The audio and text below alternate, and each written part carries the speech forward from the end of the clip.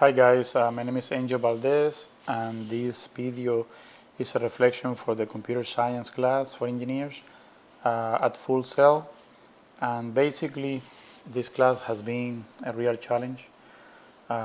It has been very interesting and educational, but for me it's been a challenge because I was not familiar with the Android environment and the Java language.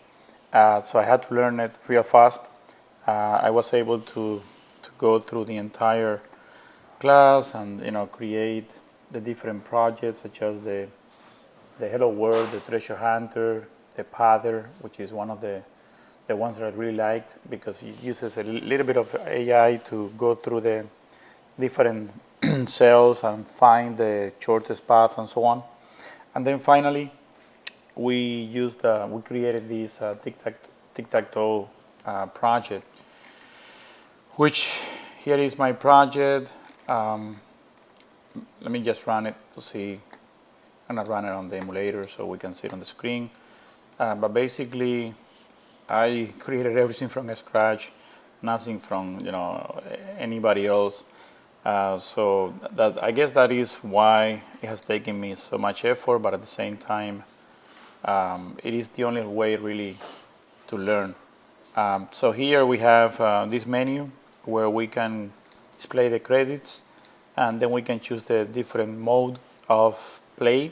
If I play player versus player, it says there, and I can basically go through and play the choosing the different locations. As soon as I have a winner, it's gonna show.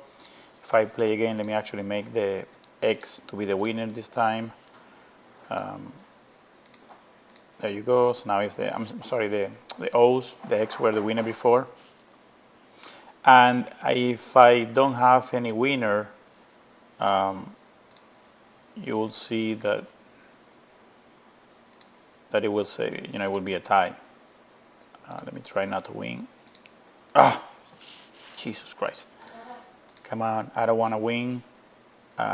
So let me do it again. I'm getting confused here, but I'm trying. Now is the 0, no, there is a win. There you go. So no winner, game tie. So that's as far as the functionality on player to player. If I play against the computer, then we have two modes, the easy mode and the difficult mode. By clicking on this label, we can change the mode. So you can see that now it shows the mode, the appropriate mode. But let me go back to the easy mode and play against the computer. You can see how the computer will automatically generate some position randomly because it's not very smart. And then of course it's easy for me to win. So you can see it again. I'm gonna let the computer win. There you go. So it's gonna win. And then finally we have the computer versus computer mode, where the computer just plays by itself and somebody wins. And now the X won on the last play, the 0 won way before, the 0 won again, and the X won, and so on. So then finally we have the difficult level, where the computer will use the minimax algorithm to find the best play, so you can never win. And that's where I'm stuck. I need some help on the minimax algorithm. So that's the only part that I cannot demonstrate on my application right now. As far as the code goes, on the on touch, we can see right here that I'm setting the cell that I touched, and I'm changing the player only for those, in the case that there is a human being. And the on draw is where I check, depending on the mode that I'm playing, and if there is a winner or not. And I paint the cells and do things that are going to be repeating over and over again. I create the map on the load map. I generate a cell basically, and I have by the way, I have like a singleton class with everything that is important to me, such as enumerators and such as any global variable that I want to know about, that I can change from class to class and pass it on, and I have certain methods, getters and setters, to change those values.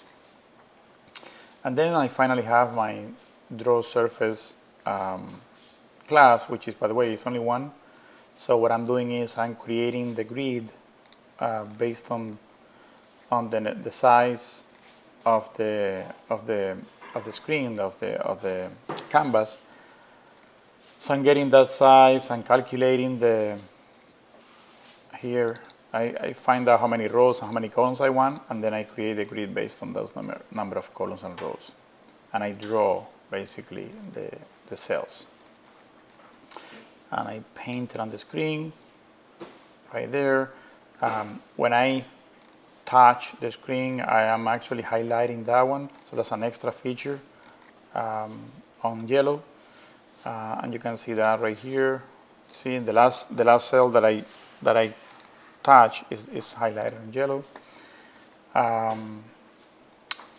Change the players and the logic depending on the functionality of the mode that you're playing on. And check winner. If there is a winner, I mark it as a winner, horizontally as rows, vertically as columns, or diagonally. Now I realize that perhaps maybe to implement the minimax, I'm gonna have to break out this check winner onto check all winner and check X winner, to be able to play the possibilities of each of the players and find the best possible, the best outcome. But that's something that I will have to do. That's what I have now here to create this. This is a random, the easy way, where I create a random cell, and then I'm selecting a base that is not in use, and I randomly select the cell based on numbers between 0 and 2. Okay, so that's everything. I learned a lot about Java. I like Java. I learned a lot about Android. I still have to learn a lot more, but I think it's been a really, really educational class, and I just wanted to have maybe a little bit more interaction maybe with the professor, as far as not only the videos, but also web conferences where I can ask questions and things like that. But everything else, an excellent class. Thank you very much.